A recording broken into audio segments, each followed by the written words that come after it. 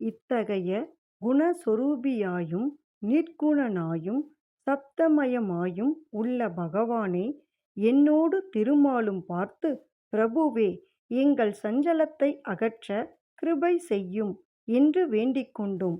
எங்கள் பிரார்த்தனைக்கு கருணை புரிந்து உங்கள் மேல் கருணை கொண்டிருக்கிறேன் என்று திருவாய் மலர்ந்தருளினார். அதைக் கேட்டு அளவில்லா ஆனந்தம் கொண்ட நாங்கள் இருவரும், மகாதேவனே, எங்களுக்கு இஷ்டமான வரங்களை கொடுத்தருள்வீர்கள் என்று வேண்டிக் கொண்டோம். உடனே சிவபெருமான் பிரம்மாவான எனக்கு சிருஷ்டி செய்யும் வரத்தையும், விஷ்ணுவுக்கு சிருஷ்டி செய்யப்பட்டதை காப்பாற்றும் வரத்தையும், ருத்திரனுக்கு சங்கரிக்கும் வரத்தையும் அளித்து, இதுதான் தேவ சம்பந்தங்கொண்ட பிரகிருதி என்று கூறியருளினார்.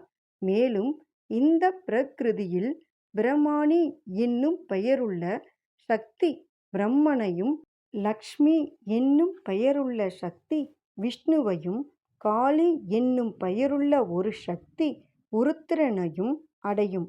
இப்படி பிரம்மா, விஷ்ணு, உருத்திரர் ஆகிய 3 சுப தேவர்களுக்கும் முறையே பிரமாணி, லக்ஷ்மி, காளி ஆகிய 3 சுபகரமான சக்திகள் உண்டாக, அம்3 தேவரும் 3 சக்திகளுடன் சேர்ந்து படைத்தல், காத்தல், அழித்தல் என்னும் சிருஷ்டி ஸ்திதி சங்காரங்களைச் செய்வார்கள் என்று கூறினார். மேலும் விஷ்ணுமூர்த்தி சிவபெருமானை நோக்கி, சுவாமி, தேவரீர் சொன்ன கட்டளையை நாங்கள் தட்ட முடியுமோ? உமது சித்தத்தின்படியே உமது ஆணையை நாங்கள் ஏற்றுக்கொள்கிறோம். ஆயினும் உம்மிடம் நான் விண்ணப்பித்துக் கொள்ள வேண்டியதொன்று இருக்கிறது என்று வேண்டினார்.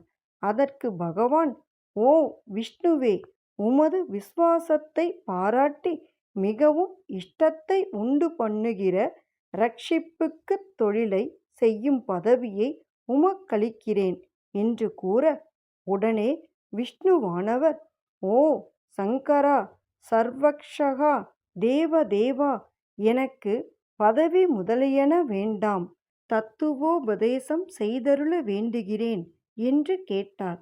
அதாவது தியானித்தல், சேவித்தல், பூஜித்தல் ஆகியவற்றிற்குரிய ஓர் உபதேசத்தை கேட்டார்.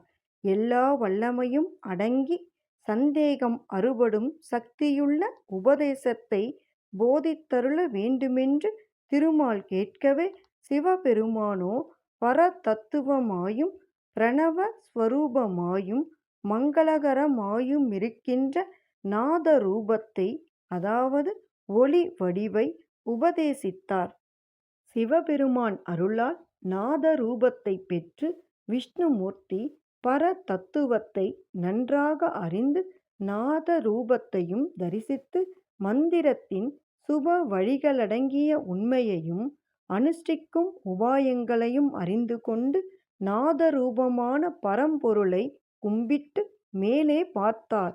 ஓம் தத்வமசி என்று சொல்லப்பட்டது ஓங்காரத்தை காரணமாகவும் 5 கலைகளோடு கூடியதுமான மந்திரமாகும்.